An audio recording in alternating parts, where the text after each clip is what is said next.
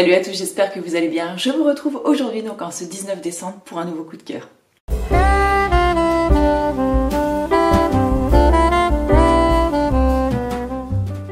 Aujourd'hui, comme vous le voyez, je suis retournée dedans parce que là ce matin il pleut, la neige a pratiquement tout fondu. C'est vraiment dommage parce que sinon j'aurais pris le temps de préparer ma vidéo déjà du 24 décembre et j'avais envie de filmer dehors. Malheureusement, voilà, je vais pas pouvoir le faire.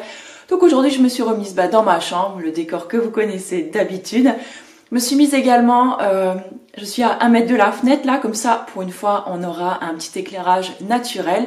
Ce que je trouve en effet aussi vraiment beaucoup plus sympa. Mais voilà, il y a des jours où ça s'y prête vraiment pas. Donc aujourd'hui, j'ai envie de vous parler de livres. Et de livres d'aromathérapie. Donc vous le savez, j'adore utiliser en fait les huiles essentielles, que ce soit pour ma peau, mes cheveux, le corps, soigner des petits bobos ou carrément pour me soigner de petites maladies. Bien évidemment, je ne les utilise pas comme ça, j'ai appris à m'en servir, je me suis beaucoup documentée. Donc pour ça, j'ai acheté déjà plusieurs livres. Le plus ancien que j'ai et un des premiers vraiment que j'ai acheté, ça doit faire 5-6 ans peut-être que je l'ai maintenant, c'est Soigner ses enfants avec les huiles essentielles. Donc c'est un livre de Daniel Festi, donc qui est vraiment quand même une référence en la matière au niveau des huiles essentielles. Donc je fais confiance à ce bouquin vraiment les yeux fermés. J'ai fait plusieurs recettes déjà pour soigner des petits bobos de mes enfants et ça marche du feu de Dieu. Ensuite il y en a un deuxième que j'utilise également très régulièrement qui est un petit peu moins gros mais qui n'est pas du tout moins intéressant. Puisque c'est un livre pareil, donc ce coup-ci de Dominique Baudou, qui est également donc une référence en la matière, donc dans tout ce qui est aromathérapie. C'est le guide pratique c'est dur à dire, hein. C'est le guide pratique d'aromathérapie familiale et scientifique. Donc en fait, il vous montre qu'avec 12 huiles essentielles, vous pouvez faire 100 formules qui sont efficaces pour traiter 300 maladies. Donc j'aime vraiment beaucoup ce bouquin-là. Je vous remettrai de toute façon tous les références dans l'article relié, ne vous inquiétez pas. Et donc le tout dernier ouvrage que j'ai reçu en fait d'une blogueuse que j'ai rencontrée cette année et avec qui on avait échangé un swap, un wrap, j'allais dire. Ah, un wrap, ça serait sympa, hein. Si tu passes par là, la fée biscotte, on pourrait se faire un wrap, tiens, un de ces jours.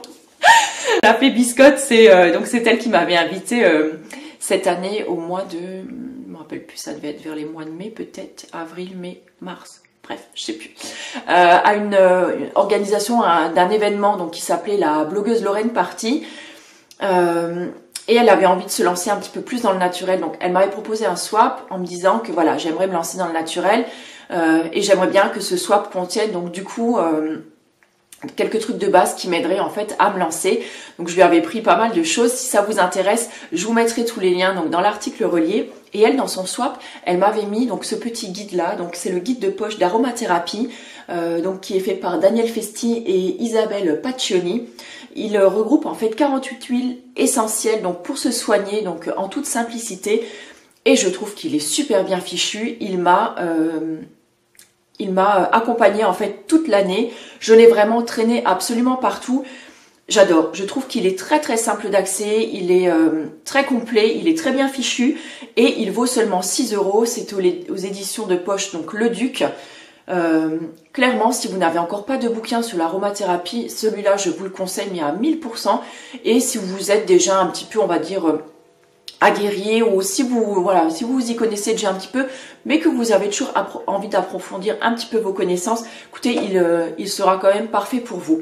Et sinon, il y a un blog, outre les blogs, le blog de Julien, donc l'essentiel de Julien, auquel je me réfère très régulièrement. Il y a également le magazine de la Slow Cosmétique.